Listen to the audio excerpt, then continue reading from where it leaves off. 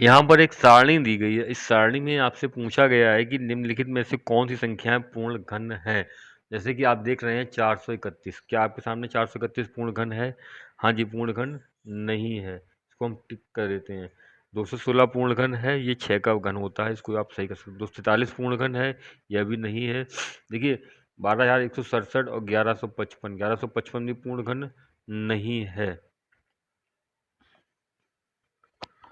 यहाँ पर हमने कुछ प्रश्नों के उत्तर लिखे हैं, जैसे 431 यह कोई पूर्णघन संख्या नहीं है, 216 पूर्णघन संख्या है, 243 पूर्णघन नहीं है, 12,167 पूर्णघन है, और यह जो पूर्णघन है ये आपका जाके होती है 12,167, यह 23 का पूर्णघन है। 1155 ये किसी संख्या का पूर्णघन नहीं है। 4607 यह भी नहीं है। और बाकी ये 2 प्रश्न बचे हैं, इनको आप स्वयं हल करने की कोशिश करेंगे, और यहाँ पर आपको दी गई है रिक्त स्थान, इसमें आप अपने इन प्रश्नों को हल करने की प्रैक्टिस करेंगे। जो आपने रफ कार्य किया है वो भी आप यहाँ पर दिखा सकते हैं। अब आते हैं हम नीचे दिए गई संख्याओं के घन ज्ञात कीजिए। भाई साहब कुछ संख्याएं नीचे दी गई हैं, जैसे आपके सामने लिखा है 2/3, तो इसका हमें घन ज्ञात करना है। तो 2/3 का घन 2 का घन होगा आपका 8 और 3 का घन होगा 27, ये आपका आंसर आ गया। -5/9 इसका घन ज्ञात करना है, तो -5 का घन 125 हो जाएगा, और 9 का जो आप घन ज्ञात करेंगे वो 729 होता है, और चूंकि ऋणात्मक चिन्ह आएगा 3/5 का घन करते हैं, 3 तिया 9 तिया 27, और 5 पंजे 25 पंजे 125, ये होता है 17 का घन आपको ज्ञात करना है। और 1/2 का घन आप ज्ञात करेंगे तो -1/8 निकल के आएगा। 17 का घन भी हम आपको ज्ञात कर देते हैं। 17 का जो घन आता है 4,913, 4,913, यह इसका हल है, स्क्रीनशॉट ले सकते हैं आप। अगला जो प्रश्न है यह दशमलव में दिया गया है। आपको दशमलव में एक मान दिया गया है 1.2, तो 1.2 का आपको जब घन ज्ञात करना है तो पहले आप 12 का घन निकालेंगे और अंत में 3 अंकों के बाद दशमलव लगा देंगे। यहाँ पर आपको 2 का जब घन 0.02 का घन ज्ञात करना है तो मान आएगा 8। चूँकि दशमलव के बाद 2 अंक हैं तो अभी 6 अंक चाहिए आपको, 1 2 3 4 और 5, तो 0.02 का घन ये आ गया आपका 25 का। 25 पंजे 125, 25 पंजे 625, 15,625 आता है इसका मान। 15,625 में आपको ध्यान रखना है दशमलव के अंक, क्योंकि दशमलव एक अंक के बाद था, अब दशमलव यहाँ पर 3 बार गुणा होगा तो 3 अंकों के बाद आ जाएगा 15.625। दशमलव एक का घन करते हैं, बताया था हमने, दशमलव एक का जो घन आएगा 0.001, और 0.007 का आप घन करते हैं तो 7 का घन आता है 343। अब आपने देखना होगा यहाँ पे 3 अंक दिए गए हैं, तो दशमलव के बाद 9 अंक आएंगे आपको, यानी कि 6 शून्य की और जरूरत पड़ेगी। ये आपका मान निकल के आएगा 0.000। ये आपका 0.007 का जो घन आपका निकल के आएगा वो आपका ये प्रश्न हुआ। तो इन प्रश्नों को सॉरी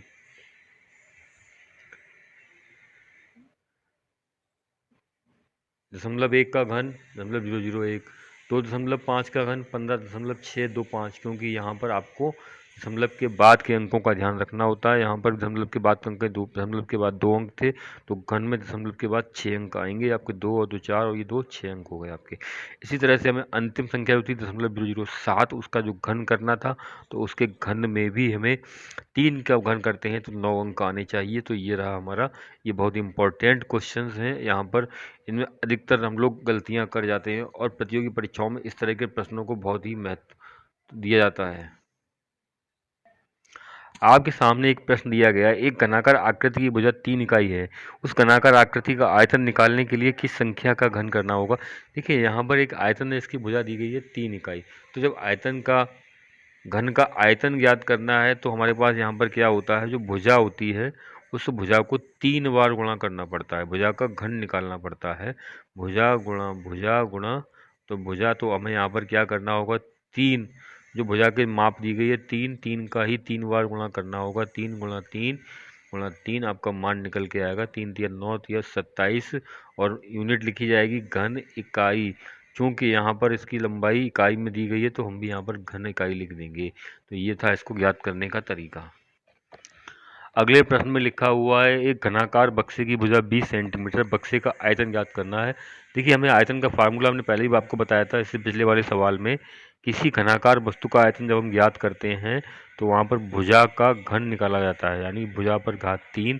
इसको आप किस तरह से हल करेंगे, 20 गुणा 20 गुणा 20, तो आपका आंसर 2 का घन निकल के आएगा, 2 दूनी 4 दूनी 8, 1 2 3 शून्य भी आपको इसमें लगाने हैं।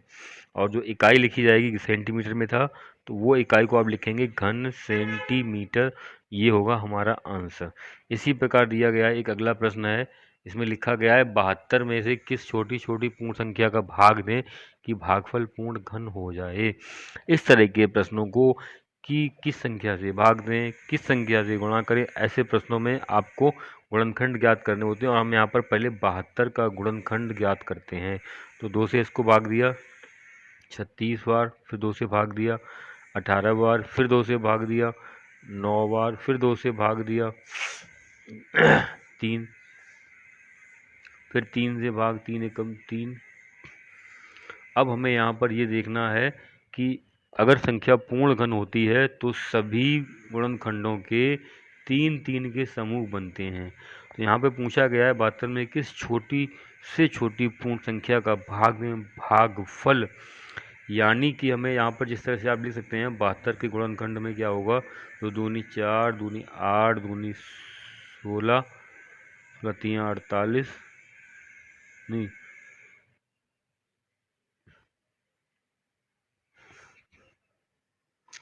2 दूनी 4 दूनी 8 तिया 24 और 24 तिया 72।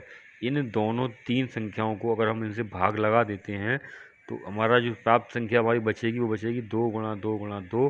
तो हमें 3 तिया 9, हमें क्या करना है 3 गुणा 3, यानी कि हम अगर 9 से भाग देते हैं तो जो 72 है हमारा वो एक पूर्ण घन संख्या बन जाएगी और हमारा आंसर आ जाएगा 8।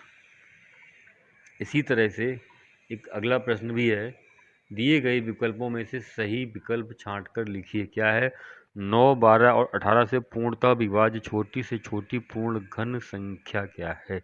इस तरह के प्रश्न परीक्षा में बहुत पूछे जाते हैं। तो पहला क्या तरीका है इस प्रश्नों को हल करने का, पहले हम लासा निकालते हैं। लासा किसका निकालते हैं, 9 12 और 18, और जो लासा निकल के आता है उसको पूर्ण घन बनाने की कोशिश करते हैं। तो 2 से आपने भाग दिया, 9 में भाग जाएगा नहीं, 12 में गया 6 बार और 18 में गया 9 बार। फिर आप पुनः 2 से भाग दे दीजिए, तो 9 में जाएगा नहीं, 3 बार गया और फिर 9 गया। अब 3 से हम भाग दे देते हैं, तो 3 तिया 9, 3 एकम 3, फिर 3 तिया 9, हमें अंत में एक ही चाहिए, 3 एकम 3, 3 एकम 3, 3 एकम 3, ये आपका आया। अब इसका लासा जब हमने ज्ञात किया तो हमारा लासा निकल के आया 2 दूनी 4, 4 तिया 12, 12 तिया, ये इस तरह लिख सकते हैं आप 2 गुणा 2। इस तरह से आपको ज़्यादा से असली समझ में आ जाएगा, क्योंकि यह संख्या जो है यह सिर्फ लासा है, पूर्ण घन नहीं। हमें इसको पूर्ण घन बनाना है, तो पूर्ण घन बनाने के लिए हमें जिसके गुणनखंड की संख्या 3 3 के समूह में लानी है। क्योंकि हमें एक बार 2 से गुणा कर दें तो ये भी 3 हो जाएगी, एक बार 3 से गुणा कर दें तो ये भी 3 हो जाएगी। अब हम ये सम्मिलित कर लेते हैं। हमारा गुणनफल कितना आता है 8 और 27, 2 दूनी 4 दूनी 8 तिया 24, 24 तिया 72 और 72 तिया कितना होगा, जाके जोड़ लीजिए आप 216। तो ये आपका निकल के आया 216 पूर्ण घन है। यह 9 12 और 18 से भी पूर्णतः विभाज्य है। एक बार भाग लगा के देख लीजिए, 9 का भाग 3 दूनी 18, 9 चौको 36, 12 से भाग दीजिए, 12 एकम 12 और बचा कितना यहाँ पर 9 12 96, और 18 से भाग देते हैं, 18 एकम 18, बचा कितना 3, 18 दूनी 36, ये भी आपका 9, जो हमने कंडीशन रखी है 9 12 और 18। इस तरह के प्रश्नों को सरल करने का 9 12 18, इस तरह से इन प्रश्नों को सरल करने का यही तरीका है। ये प्रश्न परीक्षा में अधिकतर बहुत अधिक पूछे जाते हैं। प्रश्न है वह छोटी से छोटी संख्या जिसका 2048 में गुणा करने पर गुणनफल पूर्ण घन बन जाता है निम्नांकित होगी। देखिए यहाँ पर भी हमें वही काम करना है, दी गई संख्या के हमने गुणनखंड किए, अभाज्य गुणनखंड। अभाज्य गुणनखंड प्राप्त करने पर हमें प्राप्त होता है कि 2048, 2 को हमने कितनी बार गुणा किया, 3 3 6 3 9 और 2 11, 11 बार हमने 2 का गुणा किया, तो हमें यहाँ पर 2048 प्राप्त होते हैं। चूँकि यह इसमें 2 के 1 2 3 समूह तो बन गए, लेकिन ये अंतिम समूह नहीं बन रहा है, तो इसको पूरा करना पड़ेगा, तभी जाके पूर्ण घन संख्या हमें प्राप्त होगी। तो हम यहाँ पर लिख देते हैं 2 से, यानी कि 3 समूह बनाने के लिए 1 2 की कमी पड़ रही है, तो उसी से गुणा कर देते हैं, और यही हमारा आंसर हो जाता है 2 से गुणा करने पर। किसमें? 2048 जो है कैसी संख्या बन जाएगी? पूर्ण घन संख्या हो जाएगी। यहाँ पर दिया गया है कि निम्नलिखित में से कौन सी संख्याएं पूर्णघन नहीं है। देखिए आपको बताएं, ये तो आपकी पूर्णघन है, ये भी आपकी पूर्णघन है, इसको आपको हल करने की ज़रूरत नहीं है। अब इनमें दो में से पता करना है, 10,728 और 10,000 कितना है, 1,06,480।